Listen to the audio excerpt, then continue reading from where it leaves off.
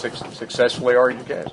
You know, a lot of folks in this hallway have known me for a long time, and I think that you'd never be able to describe me as speechless, but I think I'm kind of speechless. I know this, that in almost 30 years of being a lawyer, I've never been more proud to be a lawyer and have never been more proud of the criminal justice system than I am right now. I think what we saw and what we heard and what we witnessed today just underscores how the criminal justice system, just when you think that it can't or it won't, and the bottom of the ninth comes in and just does the absolute right thing. Procedurally, what happens now? This doesn't end it. We've still got a long way to go, right? Yeah, this is obviously another step in a journey of 1,000 miles. Judge Mays' findings and recommendation now go to the Court of Criminal Appeals. They will then determine whether or not his findings and conclusions and recommendation are supported by the record, which clearly they are in my estimation. I wish I had a timetable, but when a case goes up with a recommendation to grant relief, it's usually on an expedited track. So it could be, it depends on how quickly the clerk of this court sends the record to the clerk of the Court of Criminal Appeals. Once that happens, it could happen fairly quickly. On the other hand, it could also take a year or more. I think no one ever knows. But, I just... How's Mr. Robbins feeling?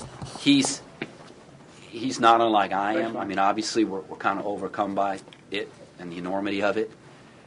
11 years is a very long time, and he's gratified. I think he's still in a state of shock. He was gratified. He was thankful. He just hopes and prays that the Court of Criminal Appeals ultimately recognizes what Judge Mays did as the gold standard and how a judge handles a highly charged, legally difficult post-conviction writ of habeas corpus. What does it say about the criminal justice system? Today's recommendation. The ultimate cliche, but like most cliches, it's true that the system works. And there have been times in 3 decades of doing what I do when I get up in the morning and I think, how can this system call itself even marginally fair?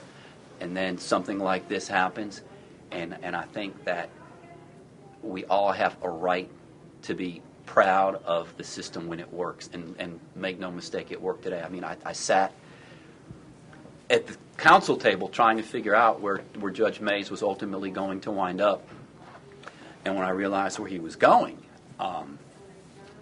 it's just it's gratifying, and I just remember that I buried my mom on the 2nd anniversary of this, and she was one of those people that said, you're a long shot, you're a 2-touchdown underdog, just keep going. And on a day like today, when I can stand here and just revel in the fact that the system worked, I mean, I can't tell you what it's like. It's just, it's overwhelming and gratifying and humbling. Great. Thank you, Brian.